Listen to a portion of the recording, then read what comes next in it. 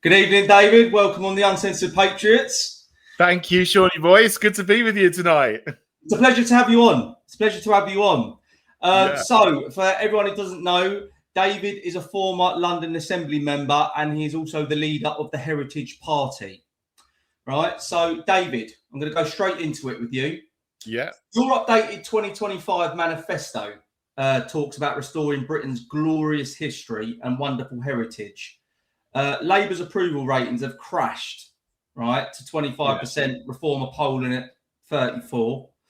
How does the Heritage Party position itself as the authentic voice for patriotic, socially conservative voters in this new landscape? Yeah, that's a great question. And, we've had consistent principles and policies since we started 5 years ago. When I started, it was in the middle of lockdowns. There was nothing going on in our area of politics, if you like, because UKIP had deactivated, or they were just fighting each other.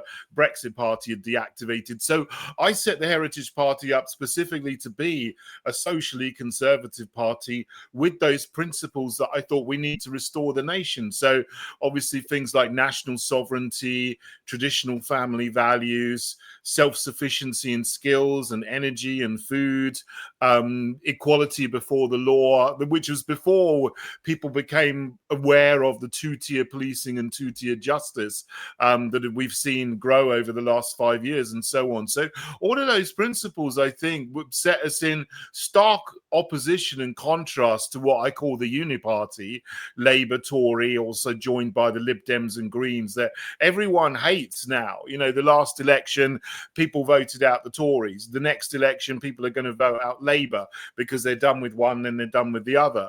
And, in terms of challenger parties, I would consider that we were the first to be a socially conservative challenger party, and we're authentic because we base everything on these principles rather than some others that you hear about. I'm not going to mention any names, but will blow with the wind. They'll say one thing one day and another thing the next day.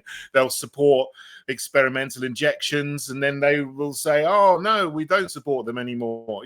So we've been very consistent with those things, and all of those things are in our updated manifesto. Okay. And you also gained a councillor defection in Kent this year.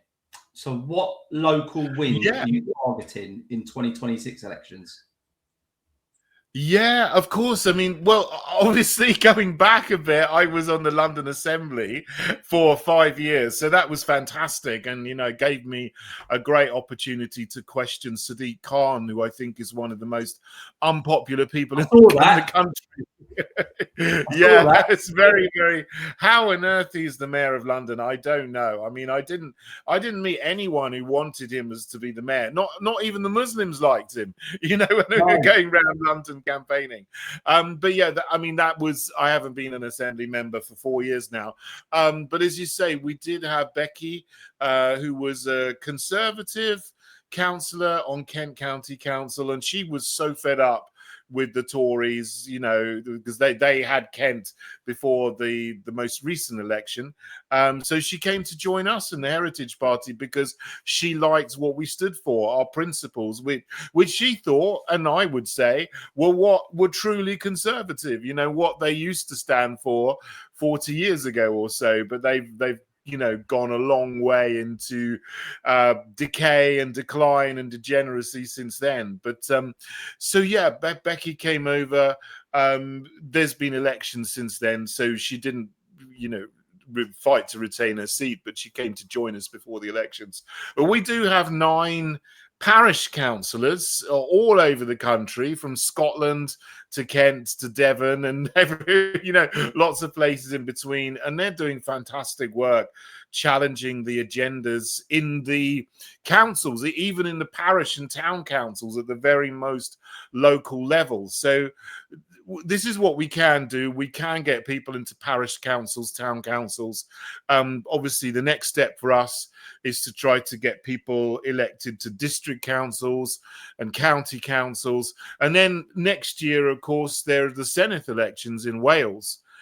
which is going to be a big campaign. That's going to be the focal point of our campaign for the elections next year, because there's going to be a lot of attention on those elections. And I think we got a chance of getting, one or two people onto the Senate. So that will be fantastic. No, that really would. And like I say, within regards to the elections, the Labour's cancellation of the mayoral elections recently, like I can't believe that.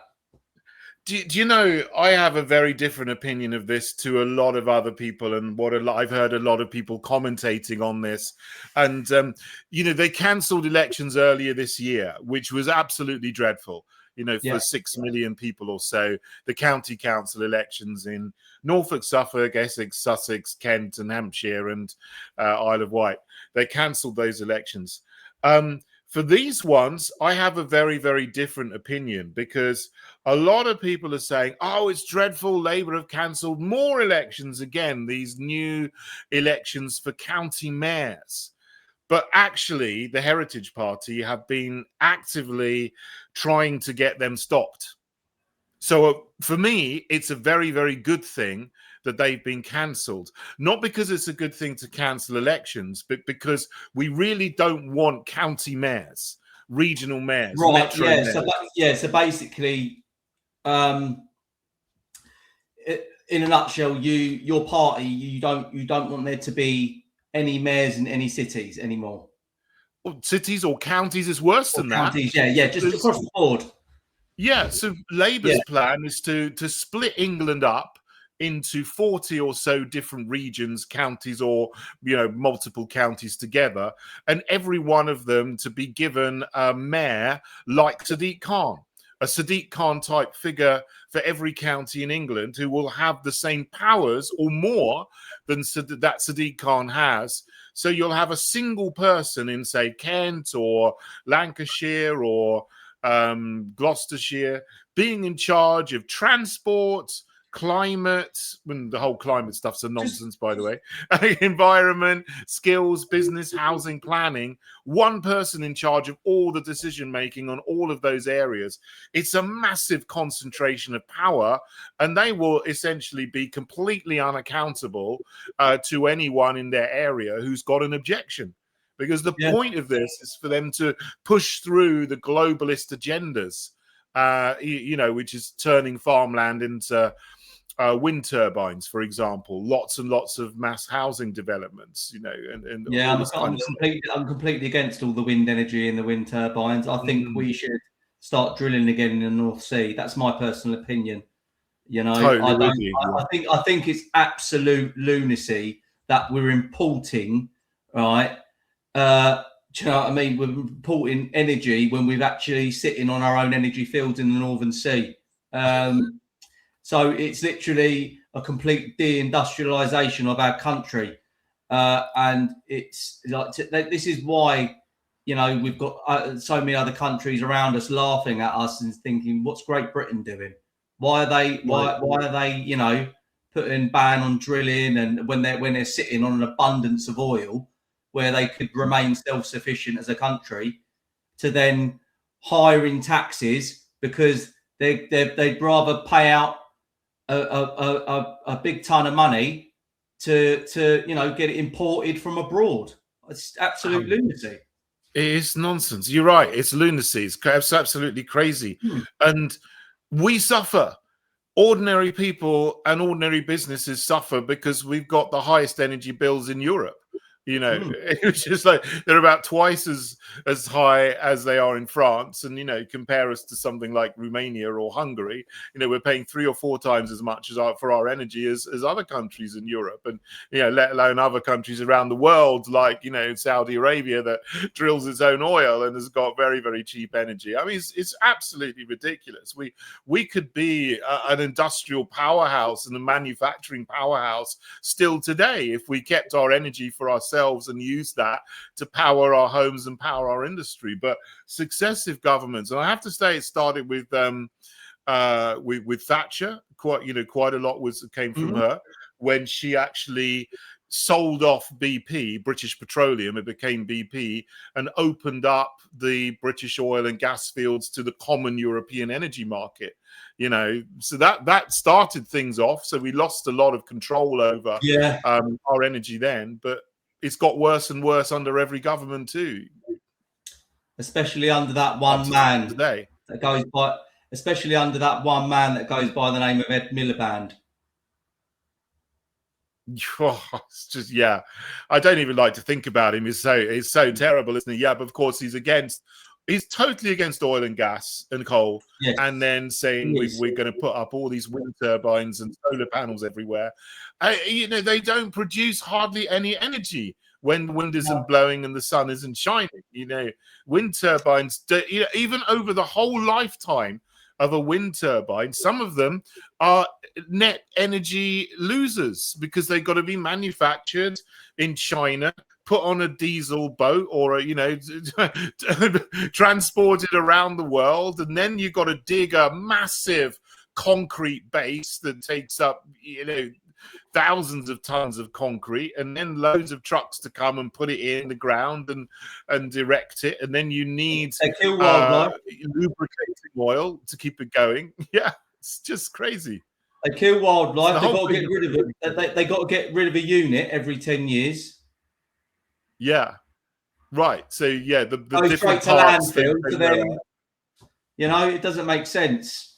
The whole thing, it makes a lot of money for some people. So the people that make money out of it, who get the government subsidies, they love the way. I'm going off tangent here. Sorry. Today, in Prime Minister's questions, I watched Prime Minister's questions today. I didn't think all much of it, apart from the fact that Keir Starmer brought up the £22 billion black hole again, right? Lying again about it.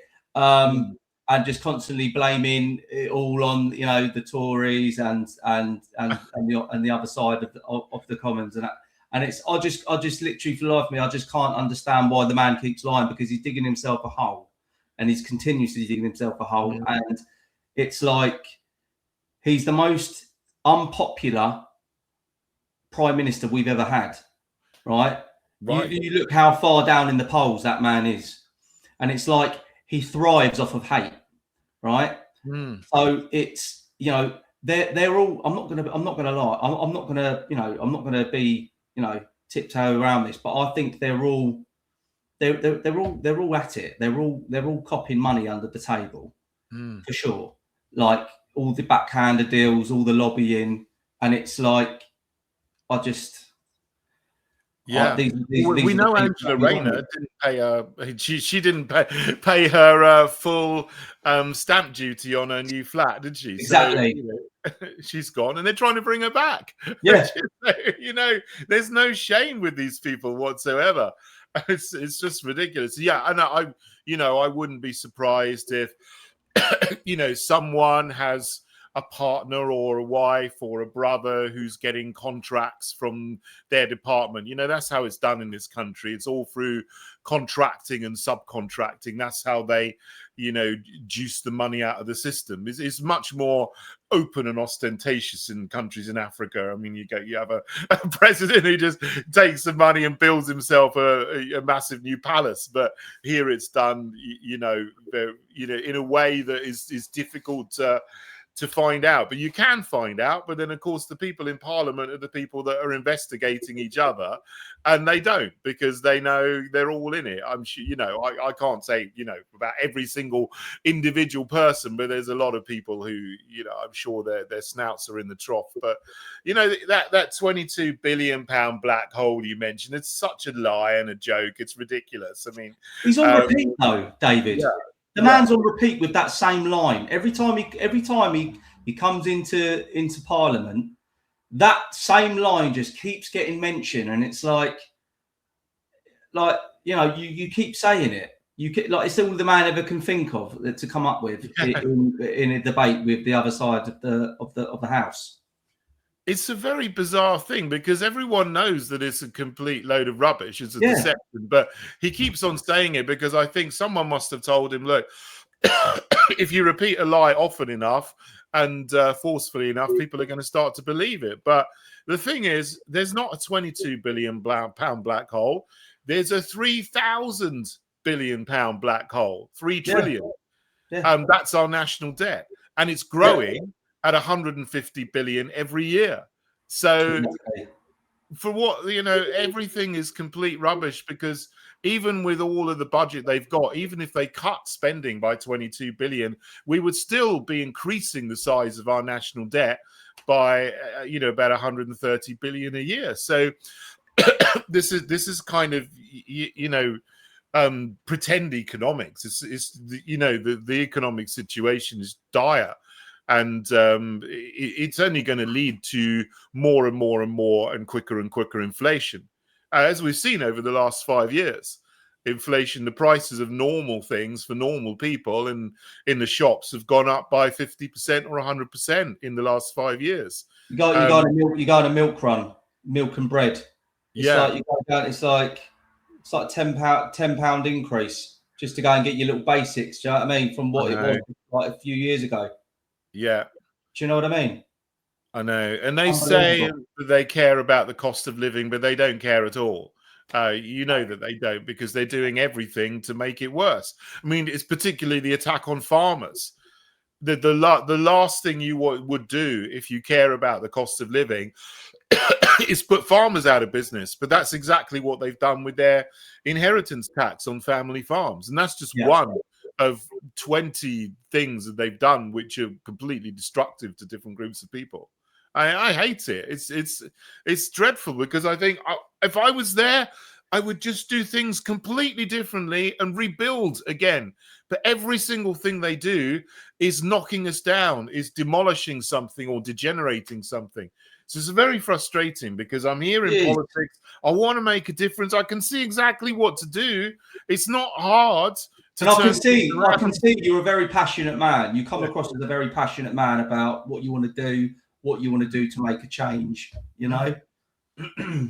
Thanks. Yeah. It's and it's a numbers game. I think, we just need the numbers to vote. And which I really appreciate you having me on your show and other people who do, because I get suppressed and ignored deliberately by the mainstream media. They don't even mention me because they don't want anyone to even hear about me or the Heritage Party. But a lot of people have, but it's through social media and it's through people talking about us to friends and so on. And so the rallies I go to and the meetings I do, and, and it's just, we got a program that could restore our nation. And, but of course, there's a lot of people who have got vested interests in continuing the decline. They make money out of it, or they get power for a little bit, and they feel like they're all they've got big heads because they're making decisions and they're affecting other people's lives, not for good. And they just all need to be swept away. And it's really a numbers game. If we got 10 million people, 12 million people to vote for us, and have faith in what we're doing and look at the principles that we've got, we could turn this country around.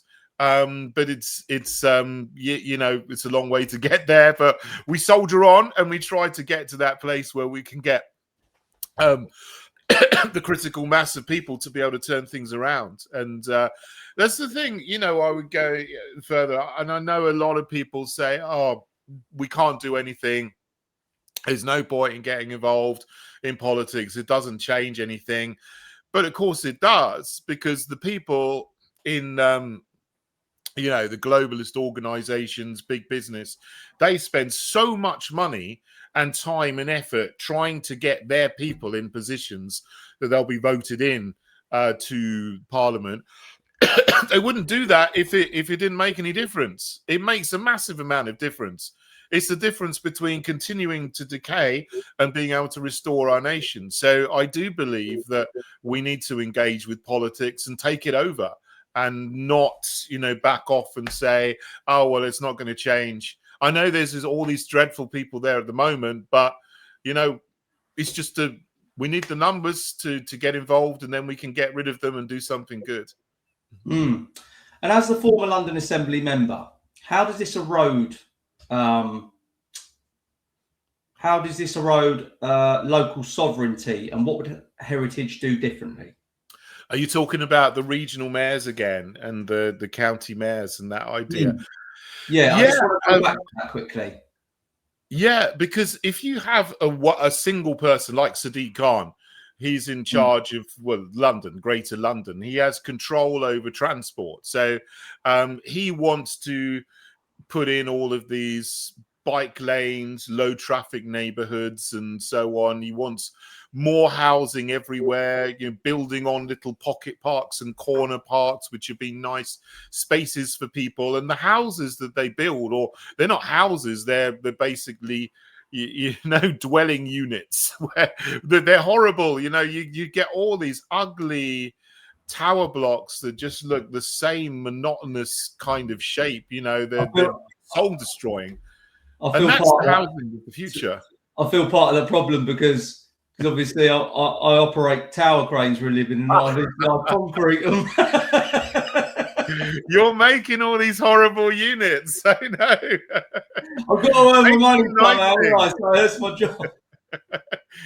Make some beautiful homes, make some beautiful buildings. That's it. That's what we need as well. But yeah. What I was saying with Sadiq Khan, when we was talking about you just mentioned him there. What's your obviously you've had conversations with the Mayor of London, with Sadiq Khan. So how do you take him? How do you look at this man as how do you take him as a person within regards to the job he carries out for London? My opinion, not very good at all. I think he's the worst mayor that we've ever had. I just want to ask you what your personal opinion is of Sadiq Khan. I think he has no principles. I think he will just say anything he needs to please his base, which is woke, cultural Marxist, every kind of identity group, whereas migrants, Muslims, LGBTQ, women, feminists, not all women, but, feminists who are agitating for women's rights, whatever they are. And a lot of these identity groups actually conflict with each other, but he's trying to always, get accolades, get recognition, do things for all of these identity groups, which means destroying everything that was there before. It's absolute cultural Marxism, because what that does is it attacks the majority. So if you're white, if you're English or British or traditional, or you've got conservative values, socially conservative values, it will trash that completely for wokery and also for the climate agenda and the mass immigration agenda. I mean, it's really those three things: cultural Marxism, climate communism, and replacement migration. And he's a leader for all of those three agendas, which are, basically actively demolishing everything of the culture that was there before he came to office. And, before all of this started, there's an ongoing program which really accelerated under Tony Blair when he came in 1997. And, the last 30 years have been one step after another in actually pushing those agendas and transforming the nation. But, they use these words, transformation, changing, resetting, reshaping, rethinking, remolding.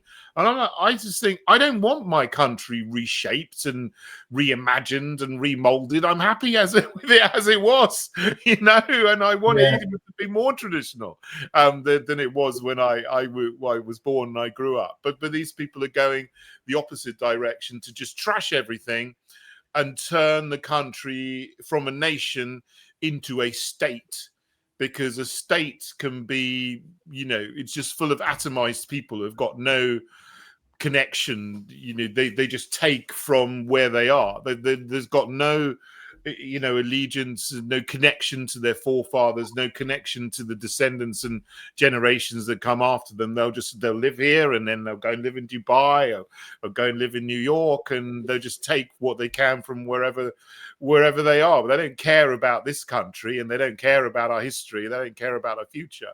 And that's really what Sadiq Khan represents, as most of the political class in the Uniparty do to one extent or another, but he really does embody that in what he's trying to do, what he does. So, you know, I stood against him in 2021. Sadly, I didn't win that election to be the mayor of London, but I tried, and I'm glad I did try. At least I know I had a go. But Exactly. At least you tried. Yeah, you've got to be in it to win it, you know. And there's a possibility then that you can do something, but you know, you're never going to get rid of these people if you don't stand against them. But sadly, the result was what it was, and he's in for another 4 years. You know, well now he's in his third term. But yeah, I won't stand for the mayor of London again. I'm going to be more focused on trying to get into Parliament now, stand for an MP. But I really hope someone does knock him out the next time. Metaphorically, for sure. I mean, I quite, you know, I quite favour Ant Middleton. I mean, he's up my street anyway. You know, he's a fellow veteran, and I wish him all the luck in the world. I hope he does, you know, become the next mayor of London, because I know that man would restore law and order. And like he stated, he will literally roll his sleeves up and turn up to any serious crime, whether that be a knife crime, and he will be there at every single step of the way and trying to get everything sorted. And I think he's going to completely reform the police force, is what he said to me as well. He said he's going to proper shake it all up, and I've got a lot of faith in that man. But within regards to Khan, you've had quite a few conversations with him. Was he quite a difficult man? Did you find him quite a difficult man to have a conversation with? Because it's only because I'm looking at, you know, sittings that he's had with Councillor Susan Hall, and he likes to subvert away from a simple line of questioning, because she's asking him a simple line of questioning, but you can tell that he's playing up to it, and he's continuously acting coy and making out that he doesn't understand what she's asking him when it's a very simple, generic question. That's exactly what he does. That's what he did to me. You know, anyone who's sort of on the right of politics, if you like, he will disdain you, and he will try to make you look bad. He'll try to make you look stupid. That's one thing. He will like throw smears at you, you know, little barbs at you. And another technique he has is to try to make out that you're racist or transphobic or Islamophobic or whatever. That's another thing. And then other times he will just completely deflect from what you're saying and talk about something completely different and answer a different question and then run out your time. You see, I only had 6 minutes every month to question him. Like once a month there was mayor's question time. It was the big event of the London Assembly. Went on for 2.5 hours. You know, it's a long meeting, but every assembly member essentially has 6 minutes to ask a question of the mayor. So I had to make the most of my 6 minutes every month. And the first time, you know, I was all new to it. So it was very hard for the first year or so. I probably didn't get too many hits on him then, but then I started to get to know him, because if you face off against someone regularly, like every month for 5 years, as I did, by the end I knew what he was going to say before he said it. So I got better at asking questions, and I obviously got more courage and more boldness, less fear, because I was more familiar with the situation and I knew what I could say, and I didn't worry about the heckling from the other side of the room, and I actually started to enjoy it. And in the end, like, actually, you're right, I'm going to get this guy, you know, and so bad, and I did, and to say that was really good. But I think it was very valuable because I asked him about grooming gangs, about two-tier policing, about transgenderism, and you know, about Christians who were arrested by the Metropolitan Police, and you know, there were lots of very valuable things that you could see his reaction, and he got lost. He didn't know what to say. Some of those questions, so it just showed him up that he really didn't have any plan to deal with some things that people really care about, and he just, you know, basically just tried to, you know, just shrug it off and not give a proper answer. Horrible man. I'm going to move on to another subject, mate, and this really bothers me. This subject, because I don't, I'm a very common sense. I'm all for common sense. I'm completely against wokery. I don't like people that are into the woke ideology. So this is about protecting the children from gender ideology, David. Right? 40% of pupils are now labelled special needs. Right? Many linked to behavioural gender issues.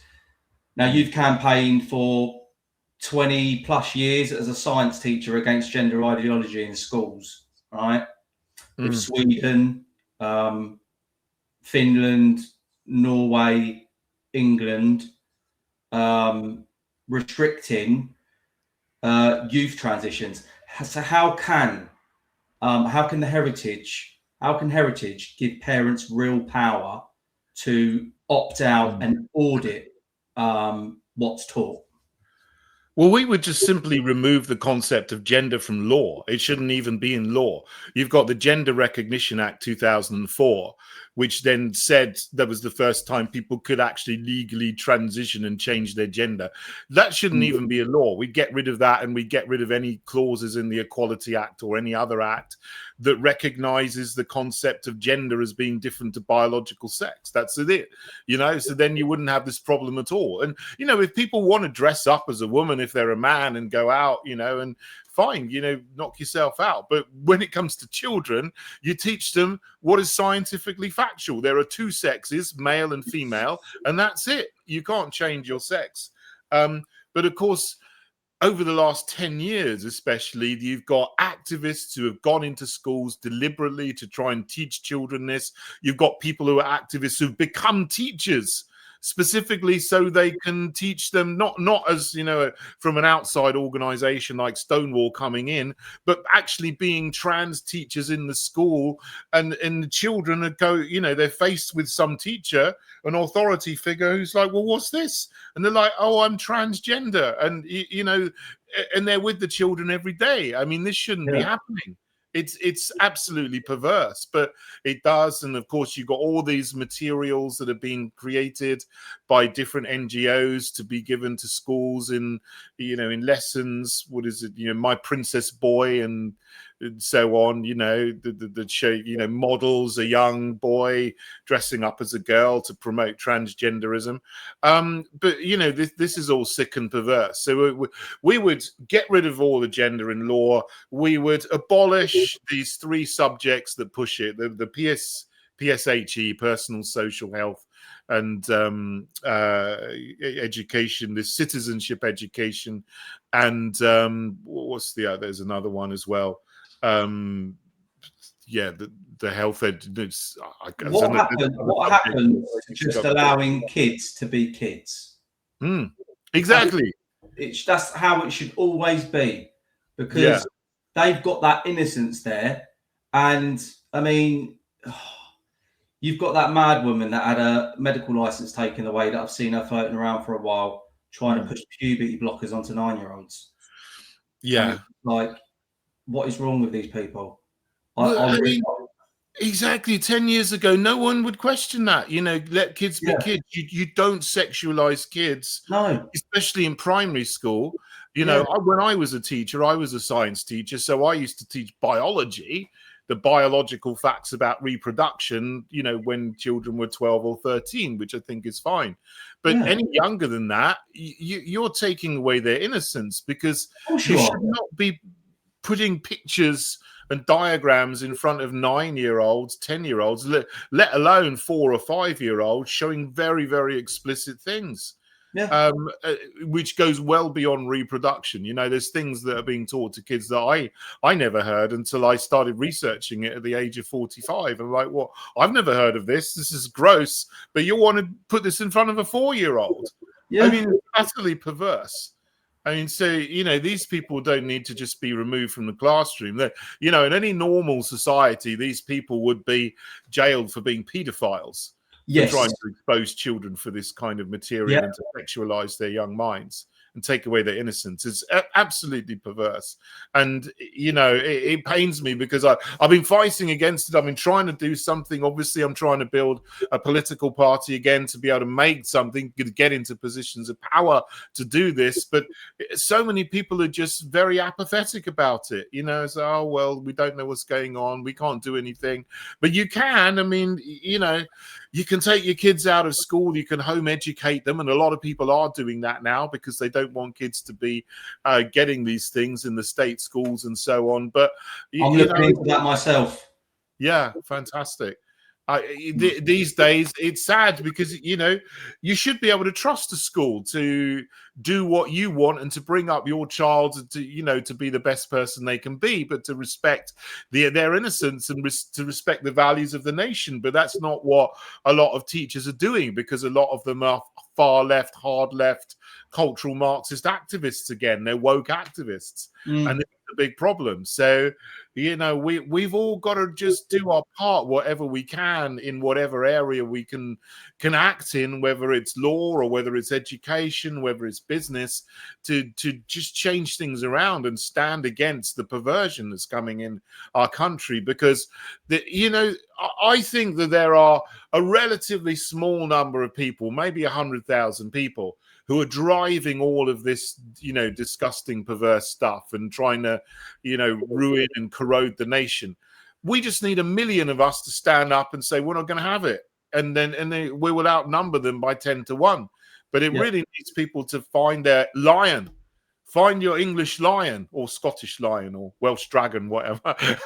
and just, you know, waste these people. Of course, metaphorically. I'm not speaking about actually wasting them. All metaphorical and political at the ballot box. But that's what we need to do. 100%. 100%. So how does your pro-life, pro-marriage stance counter the wider anti-family direction that we're seeing? Yeah, so that's another one of our principles is the traditional family values and the culture of life. And I believe in a nuclear family. Yeah, absolutely. And, you know, so again, the main thing there would be we're against the redefinition of marriage to include, you know, man and man can be married, or a woman and a woman can be married. And then, you know, in countries that have done that, you've got other countries introducing polyamorous marriages and maybe polygamous marriages. And then, you know, who knows where it goes, animals or something, you know, that's the direction of travel. But a marriage is a man and a woman, and the best outcomes for children in every case in general are for children to be brought up by their own mother and father, you know, who can reproduce. Obviously, it's only a man and a woman can reproduce. Bring up your own children and according to your own traditional values. And that's what we would see as the model for a family, which is what, again, everyone thought that was common sense 40 years ago, 30 years ago, but that has been undermined progressively by these woke ideologists. So we need to turn that back. And so I think we've really gone out on a limb here as the Heritage Party to say we stand for the traditional nuclear family. Obviously, the extended family is good too, but, you know, mother, father bringing up their own children. The state shouldn't be interfering with parents as the primary educators and the primary people who develop their own children and look after their well-being. And we're pro-life as well. Because, you know, when the Abortion Act came in 1967, people were told, look, this is just for extreme cases. There'll only be a few hundred a year. Do you know how many abortions there are a year now in the UK? Thousands. It's coming on for 300,000 now. 300,000 children are killed in their mother's womb in the UK every year. And 1 in 3 pregnancies ends in an abortion, a child being killed. So, you know, and it's very interesting. There's been about 11 million children killed by abortion since 1967, since the Abortion Act. And there's almost exactly the same number of people have moved into the country from abroad, about 11 million migrants. It almost exactly matches the number of children that have been killed by abortion. It's very interesting. I mean, you know, you can draw whatever conclusions you like from that, but we're definitely pro-life because, you know, I believe in the right to life of unborn children, except in the case where there's medical emergency, you know, like an ectopic pregnancy, which then of course you would do something because the mother will die, the baby will die, and you're doing it to save a life. But most abortions are for just convenience. You know, 98% of them are elective for no particularly good reason apart from protection. If you don't want babies, just wear protection. Yeah. I just want to move. So just moving on now. I just want to move on to border controls. Now, I'm big on this. Restoring border controls. I mean, I personally think that they should put the Royal Navy out in the Channel as a deterrent to stop these illegal boat crossings coming over from Calais. But obviously, they'll always trump up the ECHR framework in, you know, why they can't and this, that, and the other. Well, then surely, you know, men and women join the forces, such as the Royal Navy, because they want to protect their country. Yeah. So ideally, when you've got unvetted men that are breaking into our country illegally, by default, that makes them a criminal, right? Of course. And there's ongoing, substantive, factual news reports, incidents where these men have gone out and committed rapes against the British people, right? So why can't the Royal Navy do what they signed up for? The men and the women of the Royal Navy do what they signed up for, which is to protect our country from harm. Yeah. Well, they could do if there was the will in government to do so. If Keir Starmer or Shabana Mahmood gave the order to stop bringing them to Dover and then start pushing them back to France, that could happen right now. That could happen tonight, or, you know, whenever you're watching. You might not be watching at night, but it could happen today, immediately. And that's what should happen. We need to come out of the ECHR for people who have, you know, already in the country, but people who are trying to come across the channel illegally. Well, first of all, don't help them. Secondly, push them back to France.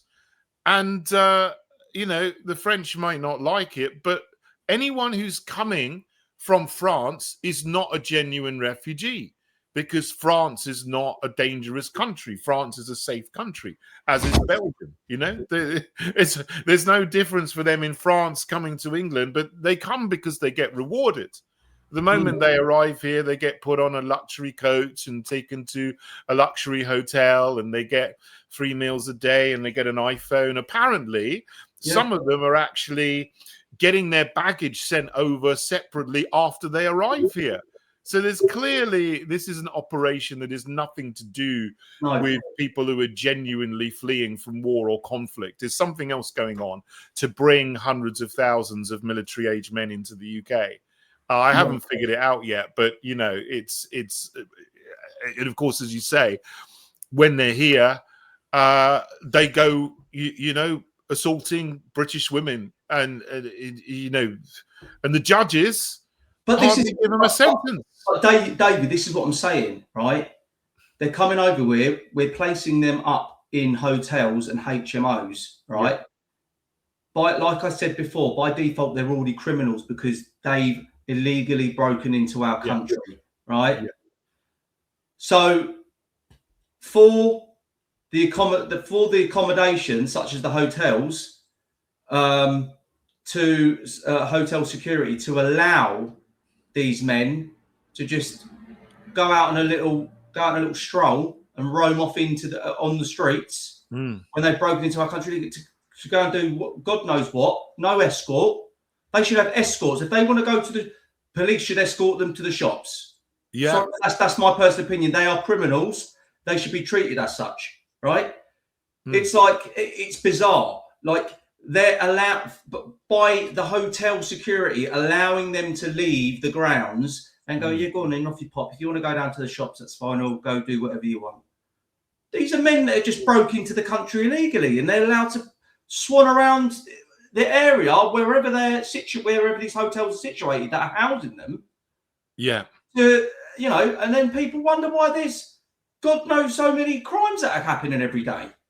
I know. Of course, I hate it. Yeah, it's not logical. It's like the common sense thing to do. I mean, these are criminals, right? Yes. They should be in a detention centre and be deported as soon as possible, right? Exactly. That's what should happen. Not being allowed to scurry off, around the area and do as they please. You've just broken into our country. What, we're going to let you just go off and have a little jolly round the streets? Well, exactly. But the thing, the Tories started this. Labour have carried it on. It's got worse. The police are helping to facilitate this.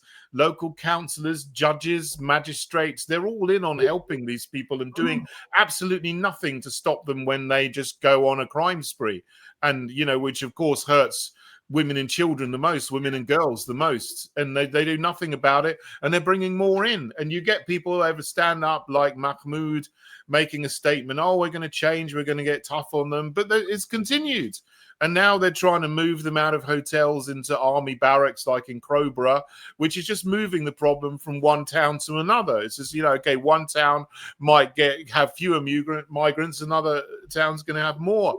Until you actually detain them and deport everyone who's here illegally, the problem isn't going to stop. And you've got to stop the boats coming in. And now they're also talking about opening up new safe routes from other countries. Like, we've already had the disaster of the Afghan safe route, which started with Robert Jenrick and then is now, finished with Labour. You see a lot of Afghans going around raping people. And Mahmoud is talking about opening new safe routes. She wants to stop people coming across the channel, but bringing people on an aeroplane instead. Them two incidents the other day. Yeah. Them rapes the other day. I know. Two 14-year-olds in Bolton above that in that flat, right?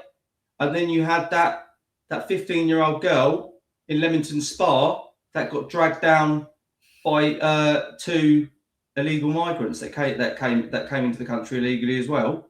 Yeah. And raped her. I know. And it's just getting absolutely ridiculous. But Starmer now says that he wants Starmer says now he wants to reform the ECHR interpretation on migration. Real progress, do you think, or do you think that's just words? It's rubbish. You're either in or you're out. You can't reform it. It was written in 1948. It came into force in 1950. So the ECHR is not going to change. And as we're signed up to it, we're also signed up to adhere to all of the court decisions of the European Court of Human Rights in Strasbourg, as well as the convention. So you've got 75 years of woke judgments, and we're expected to make decisions in accordance with all of those judgments as well. So, you can't change it. You can't, tweak it. That's nonsense. You just got to come out. And then we can get control of our own borders and do what we want and do what's best for this country. So that's, it's like an ever ongoing list, and it's the same with our freedom of speech, right? Yeah, but we should have our freedom of speech in this country because, like I say, the Online Safety Act that appeals against the High Court ruling on anti-protest laws. And yesterday's US-UK warning that anti-American posts could have life-altering consequences. Yeah. You've said judges jail people, didn't you, for opinions, but release rapists, and you recommend VPNs. So how would the Heritage Party repeal hate speech laws and end compelled speech? For example, one of the first things we would do is introduce a Freedom Act, which would repeal all of this repugnant law that militates against freedom of speech. So you mentioned the Online Safety Act. Get rid of it. Gone. The Communications Act's gone. The Public Order Act sections that militate against free speech, gone. Get rid of them all. We've got a list in our manifesto of 12 or 13 different acts that would need to be repealed, or sections of acts. And that can be done in one go with a Freedom Act. Just like this thing, gone. Everything that stops people from having freedom of speech, and everything that also writes into law this idea of hate crime. You got stirring up hatred, hate speech, hate crime, this and that, racial hatred, Islamophobic hatred. Abuse is wrong. General things, we need to just go back to general things that are objective. Abusive behavior, harassment, yes. Inciting violence, inciting crime, that's wrong. It's general and it's subjective and it's measurable. But when you have, I feel someone said something hateful and I feel this and I feel that because of what someone said. I mean, this is all very subjective, and then you can make an accusation against anybody for almost anything, and the police will come and arrest you, and they're like, great, a hate crime. They love it. Because they can just come and they get their hate crime figures up, and then they win the award for the police force with the most hate crimes that they prosecuted. And that all needs to just be gone and completely turned on its head again. We need to right the boat, because the boat's the wrong way up at the moment. We need to get it the right way up again. Get rid of hate as a concept in law, just like we would get rid of gender as a concept in law. Male and female. End of story. You're either male or you're female. That is it. Yeah, that's my opinion. That's a hate crime, but I don't care. I've said it many times. All right. So I want to talk about family values now, and national sovereignty. Okay. Yeah. Now, Labour forced through a UK and EU customs union, right? Yeah. Vote. Sorry. On the 9th of December, despite 13 of their own MPs rebelling, right? You oppose the World Health Organization treaties, net zero mandates, and have called for peace with Russia. So how are mass immigration, abortion on demand, and anti-family policies all part of the same managed decline? And how does the Heritage Party reverse it?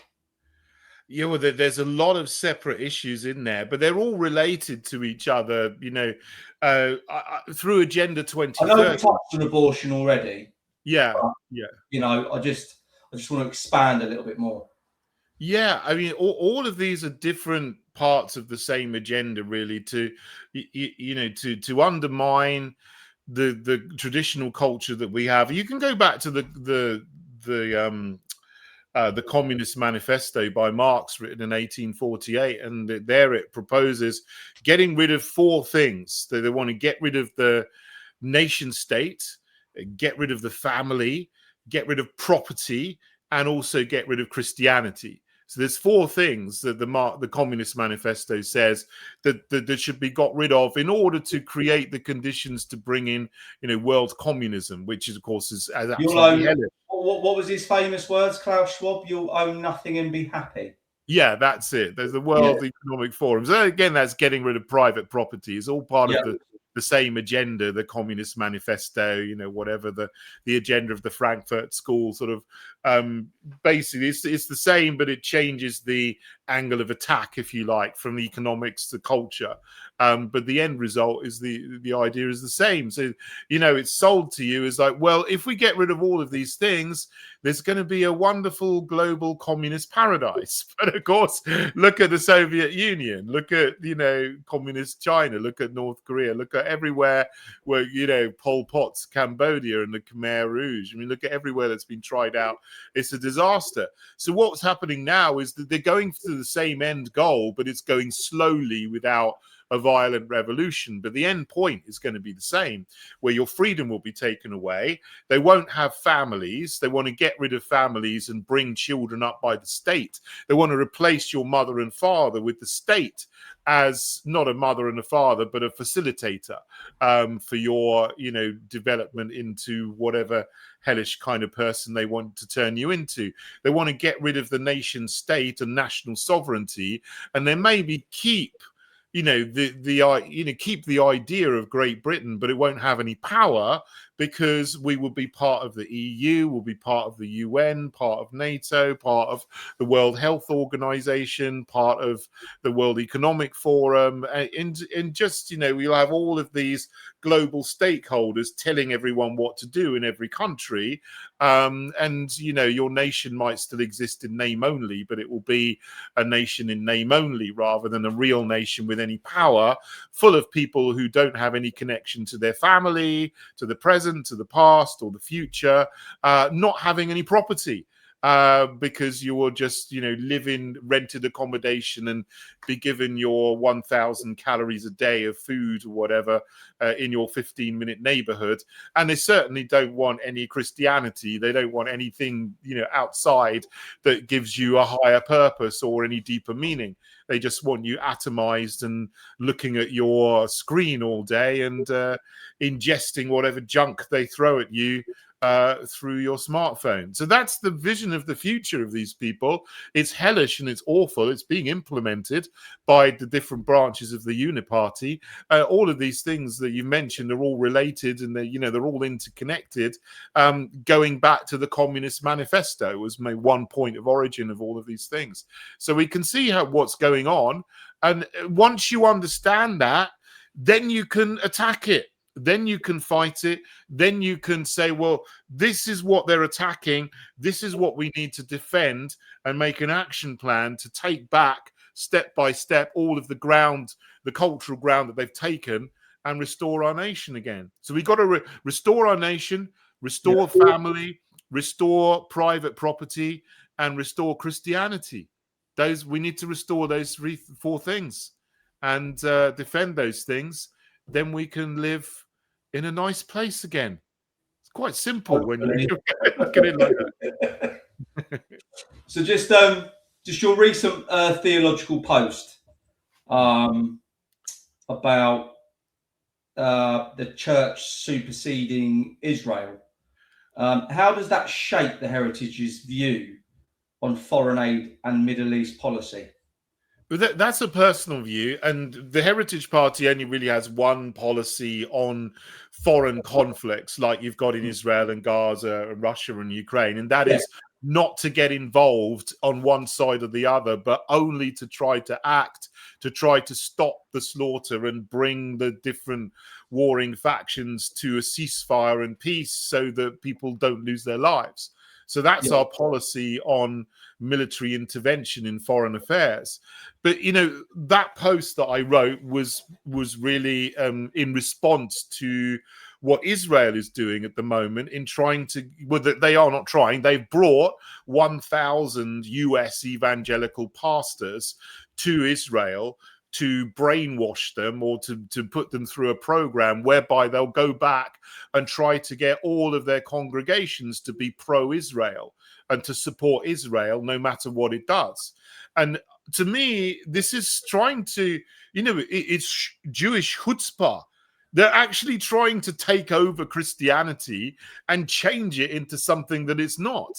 So they're trying to get the whole of Christianity to stop thinking about Jesus and start thinking about Israel, the nation of Israel, as its primary focus for action in the world. I didn't hear one person on that in any speech that I've heard from that conference talk about Jesus. It's all about supporting the nation of Israel and the Jewish state. Why can't other countries just respect other countries', religion? Like, do you know what I mean? Like, in regards to Great Britain, right? Our foundations are Christianity, so why can't other countries just respect that? Exactly. I think that's it. Like, the same as us. If I went to another country, I would respect their rules. I would respect their laws, right? And I would respect their culture, right? Yeah. But I would, and as, do you know what I mean? as a man that stands by my own beliefs, right, in whatever I believe that if I'm doing this and I'm respecting your culture and I'm respecting your way of life, then I expect the same. If you come into my country, then I expect you to reciprocate. Absolutely, yeah. Reciprocate that as a whole, you know? Yeah, absolutely. I totally agree with you. And one of the big problems we got in the UK is that people have embraced multiculturalism. Now, not you or me, but people in positions of Yeah, cultural power have yeah. embraced it and pushed it. And then you've got the agenda to, the replacement migration agenda to bring lots of people in to make Britain multicultural. Actually, people are talking about hyper diversity now, which is what London is what Leicester is what Birmingham is, where white British people are fewer than 50%. And this is what some people want. They think is a good thing. But, there's no respect. The majority of people don't assimilate into the British Exactly. into the British way of life. They don't. Of course. Everyone, it's all sectarian. It's all segregation. People are in their own split groups. And it's that's not inclusivity. Where's the inclusivity? If they want to talk about inclusivity, where's the inclusivity in that? If they're going to, if they want to keep themselves and not integrate and assimilate and take in the British people when they've come over here to our country, because if I went to another country to live, I would embrace them as their own people because I'm going into their country. So therefore, if I'm going there to live, I want to embrace the country's people that I'm residing in. I want to learn to understand them. I want to, do you know what I mean? So it's like, but they don't want to learn to understand the British people. They just want to stay happy as Larry in their own little groups, segregated away from us, and people wonder why you can literally just cut straight down the middle every single day, because that's just how it is, because they don't want to. People naturally gather together with their own kind. Animals do that. If you go on safari, you'll see all the elephants together, the lions together. The fact of the matter is, we're all human beings. Yeah. Right? It doesn't matter what color you are. We all bleed the same. Right? We all, you know what I mean? We have different cultures. I know, of course, everyone is equal value in the eyes of God. Yes. But we're created in cultures. And so, I think it's a good thing that we have a diversity of cultures in the diversity of nations. Yeah. It goes back to Richard Coudenhove-Kalergi, his 1925 book, Practical Idealism. It says, we will replace the diversity of nations with the diversity of individuals. So the idea is that they will dissolve the nation state, and then you will have within the nation state individuals will be, diverse within that. But the nation was to disappear. There would no longer be, an England, which is different to an Italy, which is different to Russia, which is different to Argentina. They would all be the same. Everyone, there'd just be a blank, blancmange of people, the same everywhere. But you might have someone, within that who's got, an individual diversity. But, that's the plan, or that was the vision. And that's what they tried to bring, obviously to the UK, the USA, all of Western Europe now. But they're not bringing diversity to China. They're not bringing diversity to Africa, or Mexico. Very interesting. It's only Western Christian countries that have got to have diversity. So there's something clearly going on there. Well, David, this is. I'll finish it off with this. Right, you've warned that unless Western people take back our civilization, right, while being called racist, we will lose it forever. Now, if the Heritage Party had power tomorrow, right, what is the one policy you would implement on day one to restore liberty, family and nation? And how can viewers get involved right now? It's very difficult to say one thing that I would do first, because there's about 10 things I would like to do in the first week.